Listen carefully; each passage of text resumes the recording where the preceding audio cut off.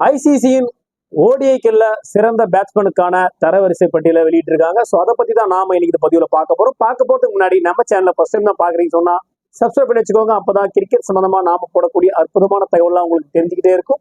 அதை பார்த்து நீங்க பயன்பெற முடியும். வாங்க இப்ப நம்ம வீடியோக்குள்ள போலாம். ஐசிசி தரவரிசையில இருக்கிற டாப் 10 பேட்ஸ்மேன் பத்தின முழு தகவலை தெரிஞ்சுக்கலாம். கிரிக்கெட் அப்படின்னு சொன்னாலே ஐசிசி நடத்தக்கூடிய அனைத்து போட்டிகளிலும் யார் கோப்பையை வெல்றாங்களோ அவங்க தான் பாத்தீங்கன்னா உலகத்தின் தலை சிறந்த அணியா பார்க்கப்படுவாங்க. இப்போ சமீபத்துல இப்போ சாம்பியன்ஷிப் டிராபி வந்து நடந்துகிட்டு இருக்கு. இந்த டைம்ல பாத்தீங்கன்னா ஒரு ஐசிசி வந்து பாத்தீங்கன்னா அவங்களுடைய தரவரிசை பட்டியலை வெளியிட்டிருக்காங்க. அதுல முக்கியமான விஷயம் கேட்டீங்கன்னா டாப் 10 லிஸ்ட்ல 4 பேர் நம்ம இந்திய நாட்டை சேர்ந்த வீரர்கள் இருக்காங்கன்றது உண்மையாக சிறப்பான விஷயமா பார்க்கப்படுது. ஸோ 10வது கூட பிளேயர் வெஸ்ட் இண்டீஸ் டீமை சேர்ந்த சாய் ஹோப். இவர் வந்து பாத்தீங்கன்னா 672 புள்ளி வந்து பெற்றிருக்காரு.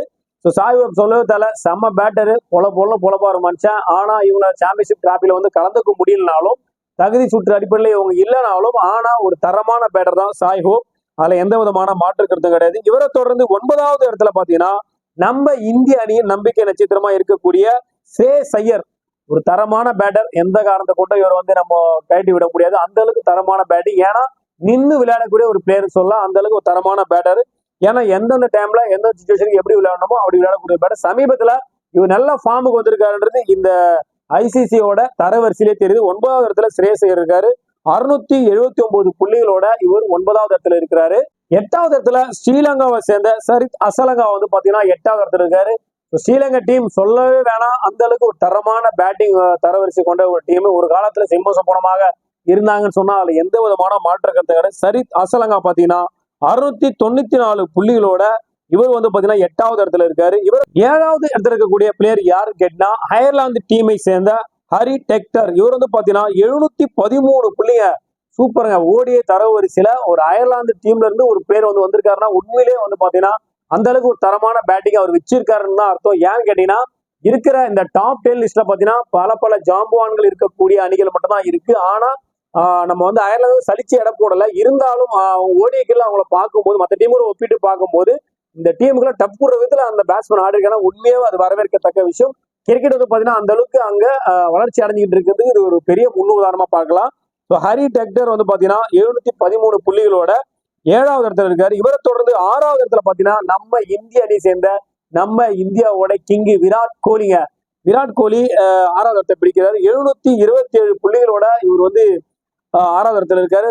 இந்த சாம்பியன்ஷிப் டிராபில இவர் நல்லா ஸ்கோர் பண்ணாருன்னா கண்டிப்பா ஓடிஐக்கல்ல இன்னும் மேல வந்து இவர் வர முடியும் அப்படின்ற விஷயமா பார்க்கப்படுது. விராட் கோலியை தொடர்ந்து 5வது இடத்துல டேரில் மிட்சல். இவர் வந்து பாத்தீங்கன்னா நியூசிலாந்து டீமை சேர்ந்தவர். 740 புள்ளி. ஒரு தரமான பேட்டர். நின்று விளையாடக்கூடிய ஒரு பேரு இவரும் சொல்லலாம். அதுல எந்த விதமான மாற்று கருத்தும் இல்ல. தரமான பேட்டர்ஸ் கொண்ட அணி தான் நம்ம நியூசிலாந்து அணி. ஸோ இவர் வந்து பாத்தீங்கன்னா சென்னை சூப்பர் கிங்ஸ்ல கூட ஓப்பனர்ஸா வருவாரு. அந்த அளவுக்கு ஒரு தரமான பேட்டர் தான் நம்ம டேரில் மிட்சல்.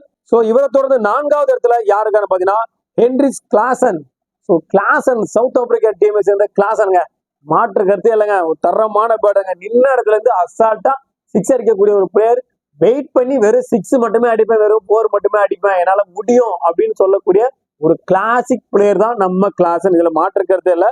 ஸோ இப்போ நம்ம டாப் 3 லெவலுக்கு வந்துட்டோம். ஸோ அந்த 3வது இருக்கக்கூடிய பிளேயர் யாருன்னு கேட்டீங்கன்னா நம்ம இந்திய அணி நட்சத்திர பிளேயர் ஹிட்மேன் ரோஹித் சர்மா வந்து பாத்தீங்கன்னா 3வது இடத்தை பிரிக்கிறாரு. 761 புள்ளிகளோட இவர் வந்து பாத்தீங்கன்னா ஓடியோட ஐசிசி தரவரிசையில 3வது இடத்துல இருக்காரு நம்ம ஹிட்மேன் ரோஹித். சோ 2வது இடத்துல பாத்தீங்கன்னா பாபர் அசாம் பாகிஸ்தான் டீமை சேர்ந்த ஒரு தரமான பேட்டர். சமீப காலத்துல ரொம்ப காலமாகவே ஐசிசியோட தரவரிசையில 1வது இடத்துல பாபர் அசாம் தொடர்ந்து நீடிச்சிட்டு இருந்தாரு. சமீபத்துல அவர் கொஞ்சம் ஃபார்ம் அவுட் ஆனதால இவர் 2வது இடத்தை பிடிச்சிருக்காரு. 773 புள்ளிகளோட இவர் 2வது இடத்துல இருக்காரு. ஐசிசியோட 2025 ஓடியோட தரவரிசையில நம்பர் 1 இடத்துல இருக்கக்கூடிய பிளேயர் யாருன்னு கேட்டா நம்ம இந்திய அணி சேர்ந்த சுமன் கில்ங்க. ஸோ கில் இப்போ சமீபத்தில் பார்த்தீங்கன்னா சூப்பராக விளையாட்டுருக்கா சொல்லலாம். லாஸ்ட் வந்த சீரீஸ்லையும் சரி இப்போ நடக்க போற இந்த ஐசிசி சாம்பியன்ஷிப் டிராபில கூட பார்த்தீங்கன்னா ஃபர்ஸ்ட் மேட்ச்ல செஞ்சுரி பதிவு பண்ணியிருக்காரு. கிட்டத்தட்ட பார்த்தீங்கன்னா ஒரு 4 மேட்சா பார்த்தீங்கன்னா 2 செஞ்சுரி 2 50 வந்து தொடர்ச்சியா வந்து பண்ணிட்டு இருக்காரு. 796 புள்ளியில வந்து ஐசிசி ஒரு கொடுத்துருக்காங்க. ஸோ இதனாலதான் சுமன் கில் 1வது இருக்காரு. ஸோ நம்ம டாப் 10 லிஸ்ட்டை பார்க்கும் போதே பார்த்தீங்கன்னா 4 பேர் நம்ம இந்தியா பிளேயர்ஸை அதில் ஆதிக்கத்தை செலுத்திக்கிட்டு இருக்காங்க. ஸோ மிச்சம் 6 பேர் தான் மற்ற நாடுகளை சேர்ந்த பிளேயரா இருக்காங்க. ஸோ அதிகப்படியா ஐசிசியோட தரவரிசையில் இருக்கக்கூடிய பிளேயர்கள்ல இந்தியன்ஸ் தான் அதிகமா இருக்காங்கிறது சிறப்பான விஷயமா பார்க்கப்படுது. இந்த நிலைமையில தான் நம்ம இந்திய அணி ஐசிசி சாம்பியன்ஷிப் டிராபி விளையாட வந்து போயிருக்காங்க. கண்டிப்பா இதுல ஒரு மாபெரும் வெற்றி நம்ம இந்திய அணிக்கு கிடைக்கும். இதுல நான் சொன்ன பிளேயர் லிஸ்ட்ல உங்களுக்கு பிடிச்ச நாடு எதுன்றதை கீழே கமெண்ட் செக்ஷன் சொல்லுங்க. இல்ல உங்களுக்கு பிடிச்ச பிளேயர்ஸ் யார் இருக்காங்கன்றதையும் கீழே கமெண்ட் செக்ஷன் சொல்லுங்க.